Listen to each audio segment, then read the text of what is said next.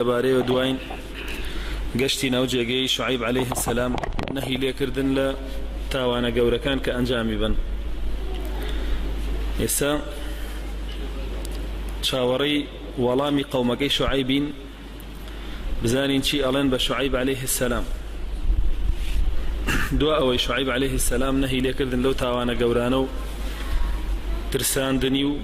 ئاگاداری کردنەوە لەسەر ئەنجامی خۆیان ئەوان لە بریەوەی مسلمان بێن و ئیمان بێنن دیسان جوابێکی توندی شعیبیان دایەوە عەلەیهی السەلام و دەستیان کرد بە تۆمەتبارکردنی پێیان وت ئینەما ئەنتە من المسەحەرین تیان ئەی شعیب عەلەیهی السەلام تۆ کەسێکی شاعیر زیاتر هیچ نیت کەسێکی ساحیر زیاتر هیچ نیت سحرەکەی لە خەڵک هەڵیە خەڵەتێنی دەماخیە شویتەوە شوێن خۆت یەخەی ئیگنا ڕاز ناکەی و دینت نەهێناوە و پێغەمبەریش نیت پاشان وتیان وما أنت إلا بشر مثلنا ئەوەنەی تۆ ئەبینین ئینسانێکی ئاسایی زیاتر وەکو ئێمە هیچی کەنیت بەشەرێکی وەکو ئێمە هیچ جیاوازیەکت نییە وإن ظنك لمن الكاذبين وبدروزنیش دەزانین بدروسنت أزانين ألين تو راست ناكي و لشوني كترا أفرمي بيان فرمو قومكي إنك لأنت الحليم الرشيد تدروزني وبشريك وكو إيما وسحري جاكي إسهاتو يتوي إيما توبا كسيكي حليم الرشيد تماشاكين واتكسيك خاوني عقليك باش بي ولقل أوشا بزاني چون كار بكي وكارو كردەوە كانت لو پەڕی باشیا بن بەم شێوە تاوانباری یەکەن بەم قسانە یەکەمین شت پێڵێن تۆ ساحیری دواتر پێڵێن تۆ درۆزنی و ئینسانێکی ئاسایی وەکو خۆمانی و دواتریش پێڵێن ئەوەی تۆ ئیدعایەکەی لە حلم و ڕشد تیاتان نییە هەمووی درۆیە شعیب عەلەیهی السەلام وكتشون بيغمر صلى الله عليه وسلم فرمي شعيب خطيب أنبياء واتو تاربيجي بيغمبر كان ولا قصة كردنا زور بتوانا بو والله ميانا داتوا بچنوتك كدم كتكريانا ترى ديكي زور زور أبيش خايف الوردقاري جارته وما نفرمي قال يا قومي أرأيتم إن كنت على بينة من ربي ورزقني منه رزقا حسنا وما أريد أن أخالفكم إلى ما أنهاكم عنه إن أريد إلا الإصلاح ما استطعت وما توفيقي إلا بالله عليه توكلت وإليه أنيب أم آياتك لسوري هدى هاتوا هم منهج شعيب بجواني وبكرتي وبختي وردي هرشي دجمني دين بو تا آخر زمان تياتي منهجي بغمراني شديا وردي همو كافراني همو جهاني شيت يدا فرمي أي قومكم أجر هاتوا من لسر حق بوم إيوتشيكم أرأيتم إن كنت على بينة من ربي آية أجر زانيتان من لسر حقم والله رينموني بيداوم وفرماني بيكردون بأيوي بقينم ورزقني منه رزقا حسنا وبشوين كوتني أم يكتاب رستي وتوحيد دينا رزقێکی زۆر باشم بەدەست هێنا لە قیامەتە واتە بەهەشتم بەدەست هێنا یان لە دنیای هەر ریزقە بووم چونکە دین وەکو زانایانە فەرموون گەورەترین نیعمەت و باشترین ریزقە بۆ عەبدەکان لە دنیای ئەگەر لەسەری بن و فەرمێ ئەگەر دیقەتی خۆشم بن شعیب عەلەیهی السەلام وایان پێ فەرمێ ما أريد أن أخالفكم إلى ما أنهاكم عنه نەهاتم شتێکتان پێ بڵێم و خۆم ئەنجامی نەدەم بەڵکو هەر شتێک کە ئەمرتان پێ یەکەم خۆم پێش ئێوە ئەنجامی ئەدەم جاهر كسك كدين بخلق أجيني ادعاء واكا كبيشوان أو أبي دينيان فيربكا أبي بيج همويان خوي بكردار أوشتانا أنجام بدات إمام عمر يفرمو خلق بانكن بولاي ديني خوي پروردگار بي أوي قسبكن يعني دي إمام عمر شون قسنا كينو خلق بانكن بولاي ديني خوا يفرمو بكردار كانتان خلق بانكن بولاي ديني خوا جابوا شعيب عليه السلام أما جابوا أدا فرمي لهيت شتيكا لواني كبيم متون تيا يعني خون بيتشوانا كيم كرد به ئەگەر دیقەتی حاڵی ئەمڕۆی هەرچی مسلمان و داعیە بی زۆربەی زۆریان مەگەر کەسێک خوا ڕەحمی پێکرد بێ لەم خاڵەیە اختیلالی تایە و ئاگاداری نییە زۆر شت بە خەڵکی ئەڵێ خۆی تەطبیقی ناکە زۆر شت بە خەڵکی ئەڵێ خۆی جێبەجێ ناکە هەر لە ڕئیس عائیلەیەکەوە بیگرە تا ئیمامی مزگەوتەکان کابرا دێ بە مناڵەکەی ئەڵێ درۆ مەکە خۆی درۆوەکە دێ بە مناڵەکەی ئەڵێ غەش مەکە خۆی غەشەکە بە هەمان شێوە خەڵکێکی تر لە چەنەها دایرە و لە چەنەها جێگای ترە بە ڕعیەتەکانی بەردەستی ئەڵێ غەش مەکەن و بەرتیر مەخۆن و واسە وەرمەگرن کەجی سێرەگەی خۆی غەشی ژەکا و بەرتیری ژەخوا و واسەش وەرەگرن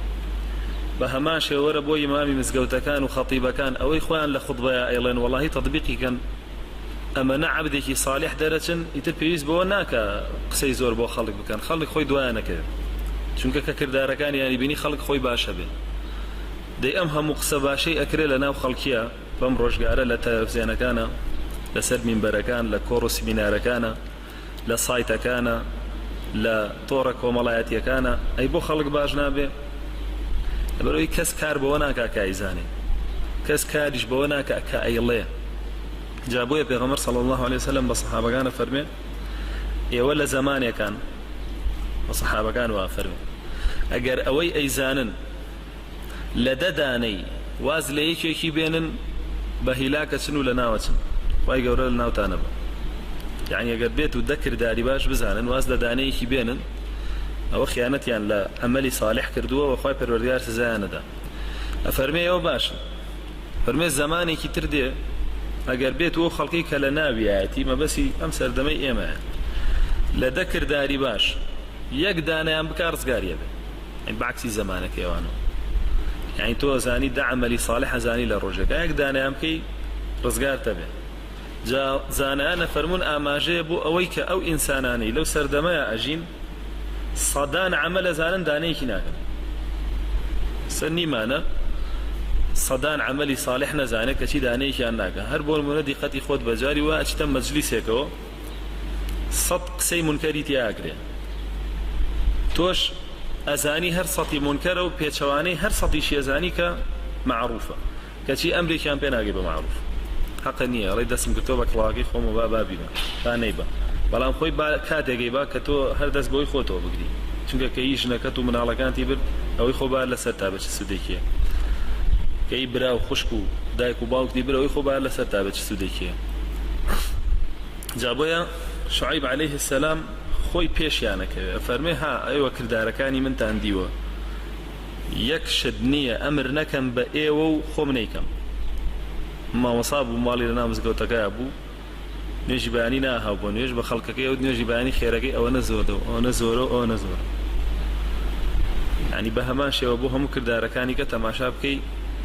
ئەم پێچەوانەی عەمەلە زەرەرێکی زۆر لە دینەیە بۆیە شعیب عەلەیه السەلام فەرمووی ئەوەی کە بە ئێوە یەڵێم خۆم پێش ئێوە ئەیکەم پاشانێ فەرموو إن أريد إلا الإصلاح ما استطعت أما يتر منهجي هموشين كوتي بيغمران عليهم السلام من تنها أموي شاك كاري بكم جازالانا فرمون حصري عملي خوي كردو لإصلاح شعيب يعني وتيتي هر عمل لمن بو شيتوا أبي صالح به وأبي إصلاح به كواته هر كسيك ككردار أكا کردارەکەی بۆ خۆیەتی یان تەجاوزەکە کردارەکەی لە خۆیەوە بۆ خەڵکی تر ئەگەر بێت و صالح بێ ئەوە لە دینە ئەگەر ناسالح بێ ئەوە لە دین نییە جا لەبەرەوە تۆ ناتوانی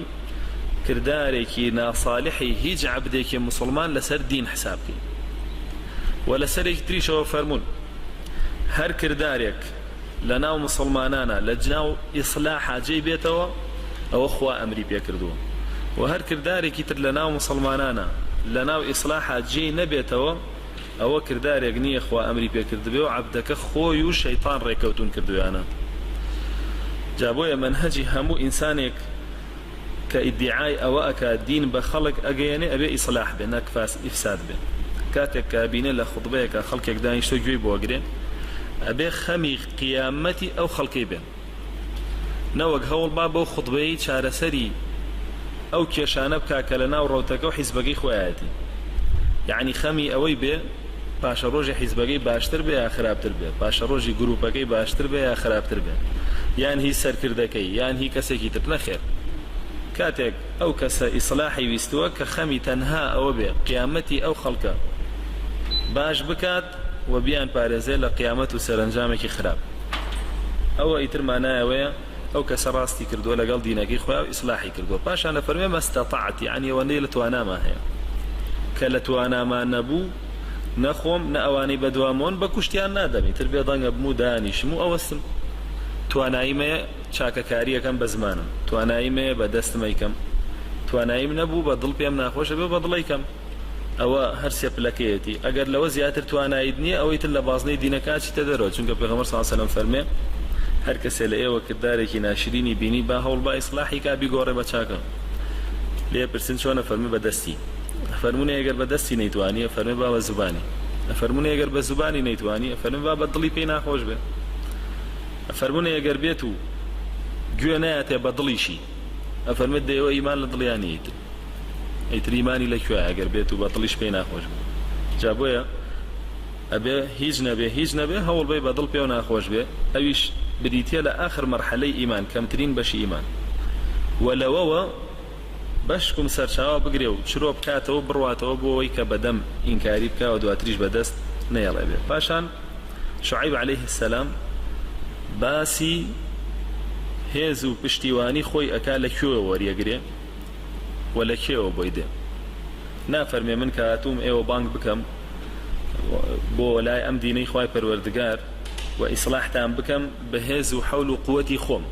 و نافەرمێ بە هێز و حەول و قووەتی حیزبەکەم و کەناڵەکەم و ڕادیۆکەم و گۆڤارەکەم و ئەوشتان. ئەفەرمێ وما تەوفیقی ئیلا بالله، لە هەموو ئەوە بەس پشت بە ئەڵڵا بەست، پشت بە هیچ کەسێک نابەستە. چونکە دین دینی خوایە، ئەویش دینی خوا ئەگەیەنێ. تۆ بڵێی خوا وازی لێ بێنێ، تۆ بڵێی خوا پشتیوانی نەکە، تۆ بڵێی خوا سەری نەخا، وەڵا بەس ڕاستکە لەگەڵ دینی خوا خوا سەریە خای. تر هەر کەسێ بێ عەبدێکی ڕەش بێت دینی خوا بە خەڵک بگەێنێ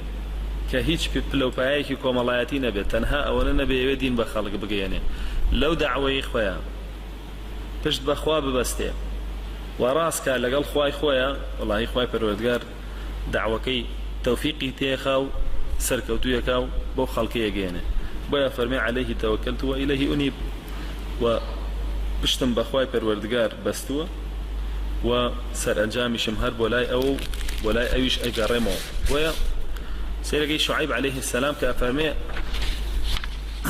و ئیلەیهی ئونیب، ئینابە مەرحەلەیەکە لەسەر و تەوبەوە. ئەین تەوبە کاتێ تۆ هەڵەیەک ئەەکەی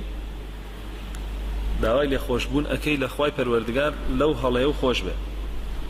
ئەمە استیغفار و تەوبەیە و ئیتر خوای پەروەردگار لێ دووەرەگرێ. بەڵام ئینابە بریتێ لەوەی کە هەڵەیەک ئەەکەی داوای لێ خۆشبوونیش ئەەکەی دواتر ئەچی عەمەلێکی چاکیش بە دوای ئەەکەی، ئەین بۆی هەڵەکە و بسڕیتەوە، دوایی هەوڵەدەی عەمەلێکی باشیش بکەی. بۆ نمونە کاتێکە جوێنێک ئەدەی جگە لەوەی کە داوای لێ خۆشبوون لە خواکەی کە چویتە دەرەوە خێرێکی ژەکەی سەدەقەیەکی ژەکەی، یان زەمێکەکەی لە مەجلیسێکە جگە لەوەی داوای لێ خۆشبوون لە خواکەی،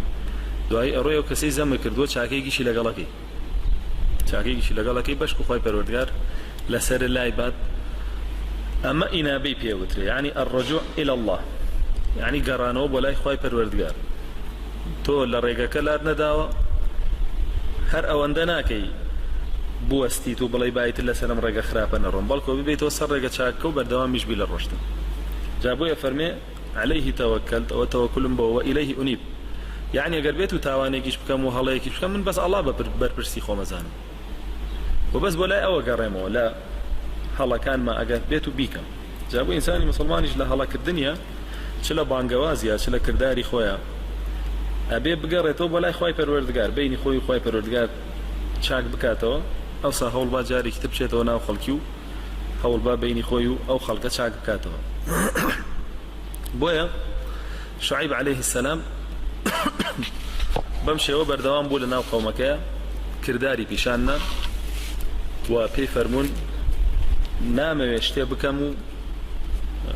شتێ بڵێ و خۆم نەیکەم بەڵکو ئێوەش هەرەوە بکەن کە منەمێ و ئەوە بکەن کە من داوایەکەم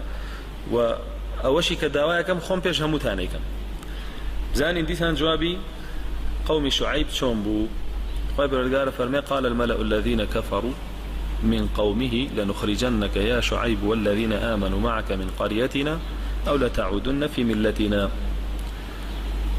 دیسان جوابێکی تونتر جوابێکی ڕقتر ئەمە چەند جارە شعیب بە چەند کەلیمەیەکی جوان کە هەر هەمووی لەو پەڕی ڕاستی و دروستی و لەو پەڕی جوانی و پاکیایە قسەیان لەگەڵاکە و بەلای دینی خی پەروەردگار بانگیانەکە و ئەمان هەر بەڕقی جوابیەدەنەوە هەر بە توندی جوابیەدەنەوە تا ئاخر جار هیچ وەڵامێکیان پێ نەما بۆ ئەم وتارەی ئەخیری تەنها ئەوە نەبێ پێی بڵێن لەنوخریجەنەکە یا شعیب فەرمێ مەلەئی کافرەکان وتمان مەلە ئەمڕۆ ئێماڵێن مەلە يقول مەلەئیشە چی لە قورئانە هاتووە بۆ کافراتوە بۆ دەمڕاستی کافرەکان هاتووە ئەمە وەکو گوێن وایە بۆ مەلای داماوە کە پێڵێن یا لەبەرەوە قسەی نەکەن باشە و فەرمێ مەلای کافرەکان هەیە مەلای کافرەیە نەتاندیوە زۆرە مەلا فڵان و مەلا فڵان و لەناو حیزبە کافرەکانە ئەو مەلە الذین کەفەروا ئەوانن ئێمە نین ئەم پێیانەوە درێ ئیمام و ئەو شتانە جا بۆیە فەرمێ مەلای کافرەکان يعني دم سبيكان دم راسكان ويكلنا وهم يعني جويل يجريو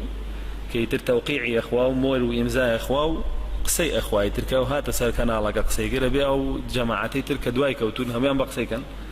فالميو ده سكر بقصي كردن يجنا خو ملا إذا ما يسامرو كسب بقصي ناقة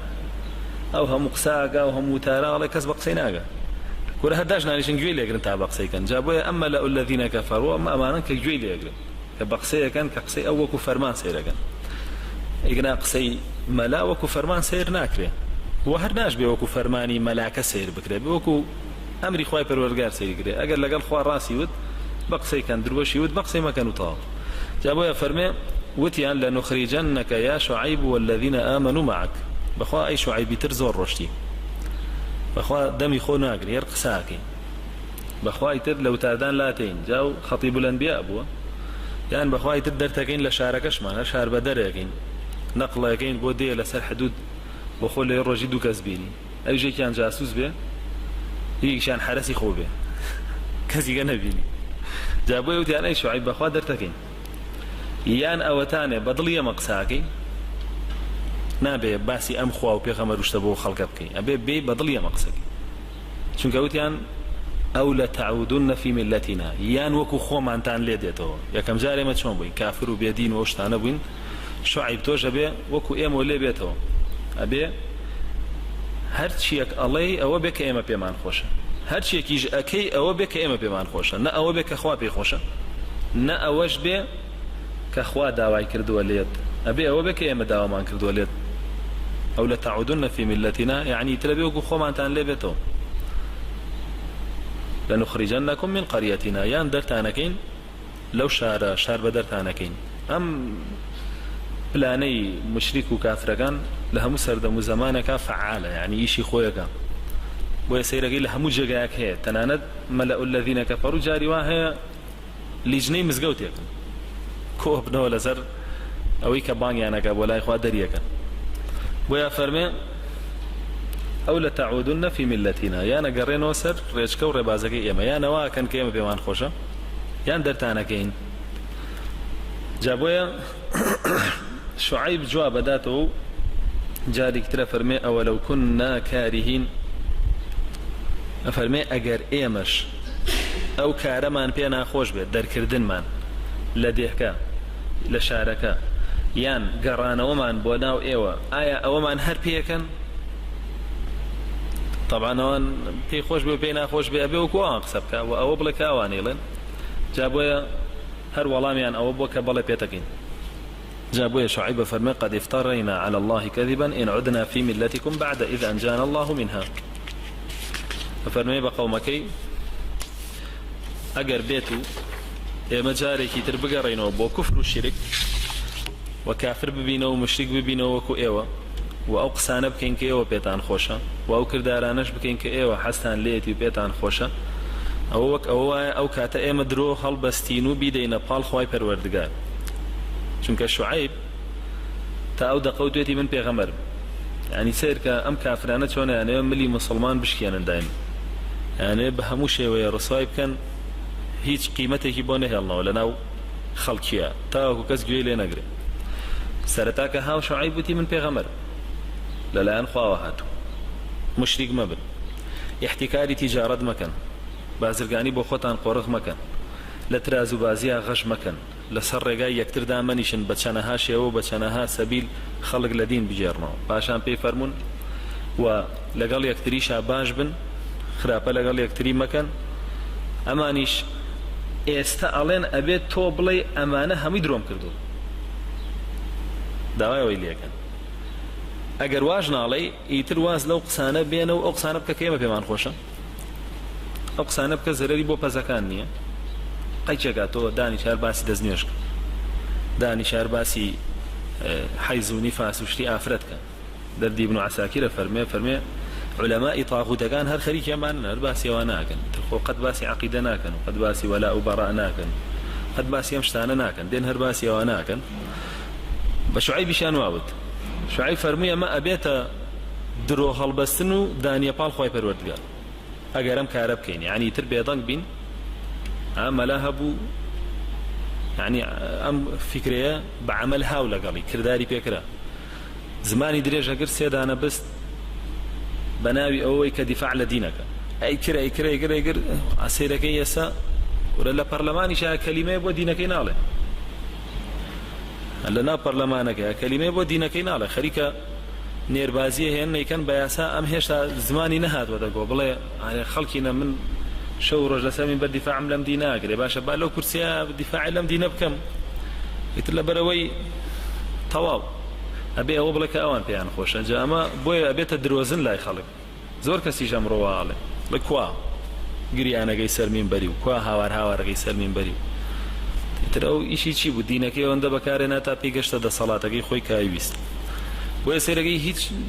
هەڵوێستێکی نییە ئەو هەموو سوکایەتیە بە دینەکرێ ڕیشی مامۆساس و تێنرێ ئەم هەموو سوکایەتیە ئەم ئیتر هیچی نەماوە تەواو ئەوەی کە ئەویست پێی گەشتووە بەهەشتەکەی خۆی بە لە دنیای بەدەستێناوە جا بۆ ئینشاءڵڵا لای قیامەتە لای خوای پەروەردگار بەهەشتی نییە چونکە ناکرێت بەهەشتی دنیا هەو بێت و بەهەشتی قیامەتی شێبێ پێغەمبەر صلی الله علیه و فەرمێ خوای گەورە سوێندی خواردەوە فەرموویەتی دوو بەهەشت بۆ عەبدێ کۆ ناگەمەوە دوو جەهەنەمیشی بۆ کۆ ناگەمەوە تۆ بەهەشت و قیامەت و دنیات هەیە ناکرێت دووکێر جەهەنەم بێ بۆ تۆ و ناشکرێت دووکێر بەهەشت بێ بۆ تۆ بێ لایەکیان بێ جا بۆیە بە ئیمامی عومەریە فەرمووی بە دنیا بۆ ئەوان بێ و قیامەت بۆ ئێمە بێ جا بۆیە سێرەکەی ئەمان لە شوعەیب داوا کرد ئەو ڕێگەیان لەگەڵ بەکارێنا ئەویش فەرمی من چۆن شتی واکەم ئەمە بێ بە درۆکردن بەدەم خوای پەروەردگارەوە ئەمە یەکەمین شت دووەمینیش سوکایەتیە بۆ دینی خوا سێمینیش شت بە کورتی ئیعترافکردنە بە هەڵخەڵەتانی خەڵکی یعنی ئەوانەی کە تا سەیمانیان پێناوە ماڵم خەڵەتان و دوای خۆم کردم جا بۆیە ئەم کارە لە کوفرەکەی یەکەم جار زۆر خراپترە چونکە هەم بۆ خۆی کافر بوونەوەیە پاشگەز بوونەوەیە و دوا ئەویش هەڵبەستنی درۆیە و چونکە خۆ ئەم کە دوا ئەوەی کە ئەڵێ ئەو شتانەی وتومە وانیە و ڕای خۆیە گۆڕێ و کۆمەڵێ شتی تر ئەڵێ خۆ ناتوانێت بڵێ هێشتا پێغەمبەری خوانیم ئەبێ هەر بڵێ هێشتا پێغەمبەری خوان بەڵام بێ بڵێ ئەم شتانە بەو شێوە نەبووە ئاوایە ئێتا پێغەمبەری خوش بێ چۆن خۆی توانێت شەرع بگۆڕێ و دین بگۆڕێ بە بێ ئیزنی خوا ئەگەر بیشی گۆڕێ ئەوە درۆی هەڵبەستەوە داوێت لێپاڵ خوای پەروەردگار بۆیە وا فەرمێ پاشانە فەرمێ وسع ربنا كل شيء علما الله ئاگاداری لە هەموو شتێک ئاگای لە هەموو شتێک هەیە بێ ئاگانیە ئەگەر بێت و من غەژلا و خەڵکە بکەم و غەژ لە دینەکەی بکەم و بەس بۆی خۆم شتێک بەدەست بێنم خوای پەروەردگار ئاگادارێتی جا بۆیە هیچی لێون نابێ و سزام ئەدا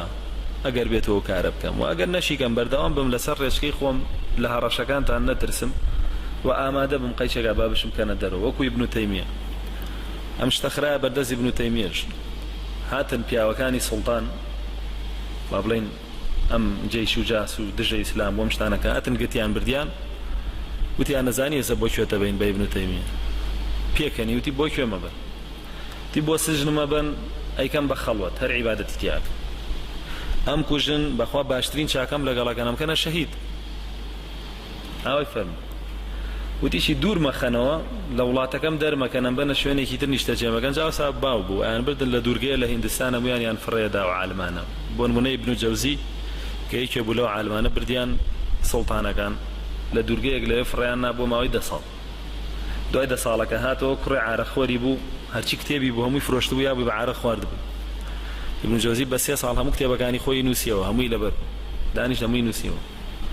جا ابن تەیمیەش بە هەمان شێوای فەرمووی ئەگەر دووریش مەخەنەوە ئەیکەم بە سەیرانە پێ بە گەشت و سەیران بووم جا بۆ ئینسانی مسلمان ناترسێ هەرچێکی لەگەڵا بکەن ئەوە ژری دەسەکەوێت چونکە لەسەر چی وای لێکەن لەسەر دین وای لێکەن ئەگەر ڕاست بکە لەسەر دین وای لێکەن ئەگەر درۆژ بکە لەسەر دین نەبێ وەڵا زوو تەنازولەکە چیان بوێیکەن و بەخوا لە سژنی ژەترسێ و لە دوورخستنەوە ژەترسێ و لە کوشتنی ژەترسێ جا بۆیە دەردی یەکێ لە پیاوچاکانە فەرمێ هەر لەم سەردەمایە عەژی فەرمێ ئەبێ زۆر مەمنونی ئەو کەسەبی کە لەسەر دینەکەت یەک فیشەکە نەبێ تەپڵی سەرتەوە چونکە ئیترە فەرمێ ڤیزە دەیاتێ بۆ بەهەشت ئەبێ زۆر مەمنونی بی نەوەک ڕقە لێی بێ یا لێی بترسی ئەم شتانە ئەگەر ڕاستەکەی تۆ لەسەر دینە بەڵام ئەگەر ڕاست نەکەی لەسەر دین نەبێ وەڵا حەز ناکەی برە وەڵا هەزار کوناخۆتە شاریتەوە بەس بۆی دەرزیەکە پیانەگەن نەک فیشەکەی بەرسەرەکەوێ بەس ئەگەر لەسەر دین بێ گوێ نادەیتێ جا بۆیە فەرمێ شعیب عليه السلام بە قەومەکەی فەرمێ خۆی پەروەردگار ئاگای لە هەموو شتێکە من ئەو کارە ناکەم و بەردەوامیشە بم لەسەر داوای خۆم ئەنجا ئیتر ناڕەحەتی ئەکەن و زەختی لێ ئەکەن و شعیب عليه السلام دەسەکا بە دوعاکردن فەرمێ ربنا افتح بيننا وبين قومنا بالحق وأنت خير الفاتحين أما دعاء شعيب عليه السلام پیغمبر صلى الله عليه وسلم فرمي همو پیغمبرك لدنيا دعاءك وكردوتي وجيرابو ربنا افتح بيننا وبين قومنا يعني أي پروردگارم حكم بك لنيوان منو أواني لقال أو كافرانش خود حاكم بلا بين مانا آية شایستەی ئەوەین ئەوان بە هەموو شێوەیە سوکایەتیمان پێ بکەن و زەلیلمان بکەن و عەزێتمان بن بەس لەبەرەوەی تۆ پەرستین و ئەمانەوەی خەڵک تۆ پەرستێ یان شایستەی نین ئەگەر شایستەین باوەمان لێکەن ئەگەر شایستەیشی نین ئەوان لەناوبەرە خۆت باشترین حاکمی وأنت خير الفاتحين يعني خۆت باشترین حاکمی بۆیە دوا ئەوەی شعیب ماوەیەکی زۆرم دوعایاکە و کەسانێک بە دوایەوە ئامینەکەن و کەسانێک گوێی لێگرن قومەکەی ئەڵێن بەو کەسانی کە گوێ لە شعیبەکردن و دوایەکەون لئین اتبعتم شعیبا إنكم لخاسرون ئەڵێن ئیتر دوورکەونەوە لە شعیب دواوەی شعیب خۆی دەمکوت نەکرا بۆیان هەوڵە دەنەوانەی کە لەگەڵیان ئەوان بترسێنن فەرمێ گەر بێت و ئاوا بەردەوام دوای شعیب بکەون ئەوە ئێوە کەسانێکی دۆڕاوە بن مەبەسیان چییە یعنی لە ناوتانە بین ئەتانگرین و تانکوژین و ڕاوتانەنین و دەرتانەکەین و بەو شێوەوەی خوا پێی ناخۆش بێ پێتانەکەین بۆیە گەر بێت و دوای کەون ئێوە کەسانێکی دۆڕاوە بنەوە شعیب خۆی تیاچەوە گوێمان لێ ناگرێ وایان پێوتن و نایەتەوە سەر دینەکەمان جا لەبەرەوە گەر دوای بکەون ئەوە ئێوە دۆڕاوە بن شعیبش عليه السلام هەوڵەدا آخر جار قسەیان بۆ بکە پێشەوەی خوای پەروەردگار سزایان بۆ بنێرێ فەرمێ ئەی قەومەکەم وریای خۆتان بن ئەوەندە دەمەدەمێم لەگەڵ مەکەن ئەوەندە قسەم پێ مەڵێن ئەوەندە ڕێگریم مەبکەن لە گەیاندنی دینی خوای پەروەردگارە وریای خۆتان بن وەکو قەومەکانی پێش خۆتانتان لێنەیە قەومی نوح خوای پەروەردگار بە تۆفان هەرچی کافر بوو لە ناوی بر قەومی هود بەبا قەومی صالح بە سەیحە بە دەنگ بە بروسکە قەومی لوط بە هەمان شێوە بە بەردەبارانکردن لە ئاسمانەوە ژێر و ژوورکردنیان ئەوەی تر ئاگادارکردنەوەی ئەخیرە وریابن ئەی قەومەکەم واز بێنن لە بری ئەم دژایەتی و ئینکاری و ناڕەحەتکردنە بەڵکو هەوڵ بن استغفاری الله بکەن ويا قوم استغفروا ربكم ثم توبوا إليه إن ربي رحيم ودود أي قومكم داوای لە خۆشبوون لە خوا بکەن بگەڕێنەوە بۆ لای لەوە باشترە ئەوەندە دژایەتی دینەکەی بکەن چونکە خوای پەروەردگار ڕەحیمە تەوبەکانتان وەرەگرێ وەدوودە واتە سۆز و میهرەبانیشی هەیە پێتانە بەخشەیە گەر بێت و ئێوە تەوبە بکەن ئەوە ڕزگارتانە بێ لەو هەموو کۆت و زنجیرەی کە لە گەردنتانایە و لەوەی قیامەتیش و لەوەی دنیاش پاشان قەومەکەی ئاخر جوابیان دایە فەرمویان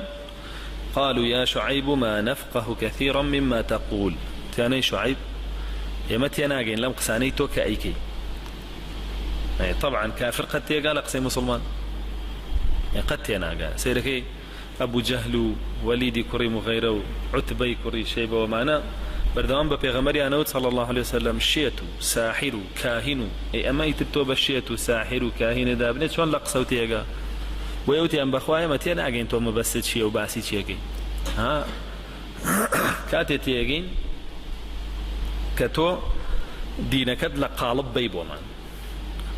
لە قاڵبێک بۆماندانەی بڵێ من ئەلەم قاڵبەیە ئەو کاتە لێو تێگەین. سەش ئەمڕۆ خەڵکێک کە هەڵێ بەس مسلمانم حەقی هیچم نییە من بەس دینی خوا گەێن و بەس ئیسلام کاتێک کە پشتەمەلی یەگیرێ لەسەر ئیسلامەکەی پێڵێن کاکە تۆ بۆ ناشتە فلانە حیزبەوە بۆ لە فلانە حیزبانی وەڵا ئەگەر لە فلانە حیزبە بوویتایە ترسمان نەبوو لێ چونکە ئەزانین کێ سەرپەرشتی دەگا و کێ جوڵێنێوە هێنێەوە بە ئەو مشکلە نییە بەلامانەوە لەبەرەوەیان هەمویان خۆیان لەبەردەستی خۆمانان ئیجازەی حیزبەکانیان لای خۆمانە ئیجازەی کەناڵ و ڕادیۆ شتەکانیان لای خۆمانە بەڵام تۆ ئەمە خەتەرە کاڵەی من بەس مسلمانم قەناعەتم بە کەس نییە. جا بۆیە وتیان تێ ناگەین لە مەسەلەی تۆ بەخوا تۆ ئیشەکەت نادیارە لەبەرەوەی وەڵام من بەس فەرمان لە خوا وەرەگرم چۆن شتی وابێ ئەبێ مدیرێکە بێ ڕئیسێکە بێ لە دنیای لەبەردەستی ئێمە بێ ئێمە خوا دەسەڵاتمان نییە بەسەری تا پێی بڵێن خوایە جان ئەوە فلانە کەسمان بێ دەنگ بەڵام سەرۆکی حیزبەکەت و مەڵبەندەکەت و ڕێکخراوەکەت و ئەوە دەسەڵاتمانێ بەسەریا پێڵێن فلانە کەسمان بێ دەنگ ئەویش بێ دەنگێک. جا بۆ وتیان لەم مەسەلەی تۆ تێناگەین ولا هەمان کاتیشە ئینا لەنەڕاکە فینا ضعیفە ئەوەندەی تەماشای تۆکەین بە کەسێکی بێدەسەڵاتت بینی بە کەسێکی لاوازت بینی کەسێک نیت هەوڵت دادبێ بە درێژایی تەمەنت خەڵک بۆ خۆت کۆکەیتەوە خۆتی پێ بەقوتکەی بەڵکو وەرخۆ بە تەنیای لەوەتەی هەی بەڵام خزم و کەسوکارە هەیە وەلەولا ڕەحتوکە لەڕەجەمناک ئەگەر لەبەر خزم و کەسوکارەکەت نەبووایە کە لەگەڵ خۆمانان و لەسەر ڕێچکە و ڕێبازی خۆمانن ئەوە لە ڕەجەمناک ئەوە ڕەجممانە کردی ئیتر پیسترین جۆری عەذابە تۆ ئینسانێک دابنی بیبەسیتەوە بە بەدلەیی تامرێ ئەوە ڕەجمی پێوترێ وما أنت علينا بعزيز تۆ لە لای ئێمە ئەوەنە کەسێک نیت کە خاوەنی عیزت بی یعنی کە ئەو تەماشایان کردووە بۆ خۆی خودی خۆی کەمێ بێدەسەڵاتە و خەڵکی لە خۆی کۆ نەکردوێتەوە و ماڵ و سەروەت و سامانی دنیایی زۆری نییە وەکو زانایانە فەرموون تاجیرە بێ شوعیب لەگەڵیانە بەڵام بەهۆی پێغەمبەرایەتیەوە تیجارەتەکەی واز لێ ئەهێنێ و خەریکی داواکردنی خەڵکە بێت تا وای لێ فەقیرەکەوێ. جا بۆیە ئەڵێن ئەگەر لەگەبەر کەسوکارەکەت نەبووە کە ئەوان لە ناومانان و خزمی خۆمانن و قەومی خۆمانن ئەوە ڕەجممانە کردی لە ناومانە بردی. جا وەکو زانایانە فەرموون کە ئەڵێن وەلەولا ڕەحتوکە لەڕەجەمناک یعنی وەرە بگەڕێرەوە ئێسەش ناو کەسوکارەکەی خۆت و ببەرەوە بە کەسێکی کافر وەکو ئەوان ڕەجمێ ناکەین کورت و مختصر هەڕەشەیە ئەگەر واژ نەگەی هەر ڕەجمێک وما أنت علينا بعزيز تۆ هیچ عیزەتێکت نییە. شعیب آخر وەڵامیانەداتەوە فەرمێ إن كان طائفة منكم آمنوا بالذي أرسلت به وطائفة لم يؤمنوا فاصبروا حتى يحكم الله بيننا وهو خير الحاكمين أو دعاء خوي كردوه وخوي پروردگار بەڵێنی داوە جواب باتەوە بۆیە ئەمیش آخر جار هەوڵەدا تەرهیبیان بکە بیان ترسێنێ ئەفەرمێ کۆمەڵێکتان ئیمانتان پێهێناوم و دوام کەوتون و دعوەکەتان لێ وەرگرتوون و کۆمەڵێکتان ئیمانیان نەهێناوە بەڵام هەر دوولاتان ئارام بگرن تا خوای پەروەردگار لە نێوانمانە حوکمەکە یعنی بەم زوانە ئیتر دەرئەکەوێ کاممان خاوەنی عیزەت و سەربەرزین و کامیشمان زەلیلین و خاوەنی عیزەت و سەربەرزینین. کۆمەڵێک بابەتی ترماوە لە بەسەرهاتی شوعیبە لەوانە چۆنیەتی لە ناوچوونیان و دوا قسەی شوعیب بۆیان ئینشاءالله لە دەرسەکانی ترە باسی ئەکەین خوای پەروەردگار تەوفیقمان بدات. ربنا آتنا في الدنيا حسنة وفي الآخرة حسنة وقنا عذاب النار آمين. سبحانك اللهم وبحمدك أشهد أن لا إله إلا أنت أستغفرك وأتوب إليك.